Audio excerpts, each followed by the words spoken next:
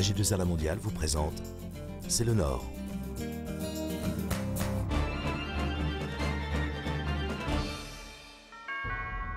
Bonjour, C'est le Nord s'intéresse aujourd'hui à l'environnement. Et pour en parler, l'homme du Nord que je reçois est Pierre Denain, directeur de l'espace naturel métropolitain. Bonjour Pierre Denain. Bonjour. Regardons pour commencer le reportage que nous avons réalisé à Villeneuve-d'Ascq dans les jardins ouvriers. Reportage. Les jardins ouvriers étaient un petit peu délaissés des années 1960 à 80, ne serait-ce déjà qu'un souci de modernité.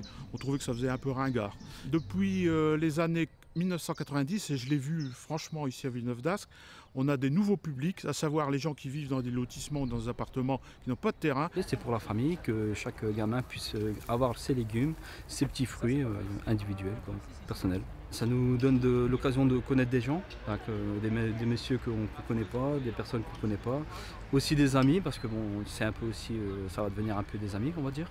Le plaisir de jardiner la terre, la tranquillité, la libération d'esprit, puis bon, l'intérêt de faire des produits, bon, c'est très à la mode de dire biologiques, disons naturels. Et ben, les légumes qui coûtent pas cher, ça fait du bien au porte-monnaie. Par les temps qui courent, on fait attention à ça aussi. Et c'est pour ça qu'il y a une forte demande maintenant de nos jardins familiaux. Pierre Denain, les jardins ouvriers sont une tradition dans le Nord-Pas-de-Calais, une tradition qui s'était un peu perdue, mais qui renaît, semble-t-il, avec beaucoup de vigueur. Comment expliquez-vous cet engouement nouveau ? J'ai bien peur que la bonne idée de la Bellomire de 1924, elle renaît aujourd'hui pour des raisons économiques.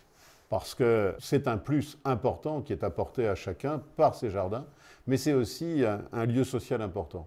Et il n'y a pas que dans le Nord-Pas-de-Calais que les jardins revivent, qu'ils soient ouvriers ou partagés, c'est des formes un peu diverses, mais c'est important. On le voit aussi aux États-Unis, on le voit aussi en Espagne. Par exemple, cette année, la capitale verte européenne est une ville espagnole qui a investi énormément sur les jardins partagés, les jardins familiaux.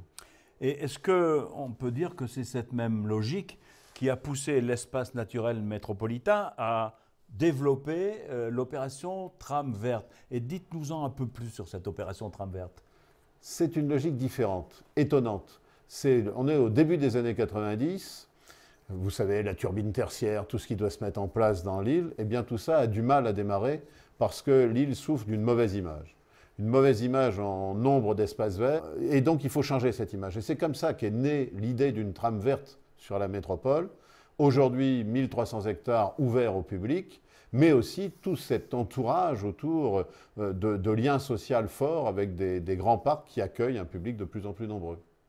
Pierre Denain, merci pour ces explications très claires, et à bientôt dans C'est le Nord.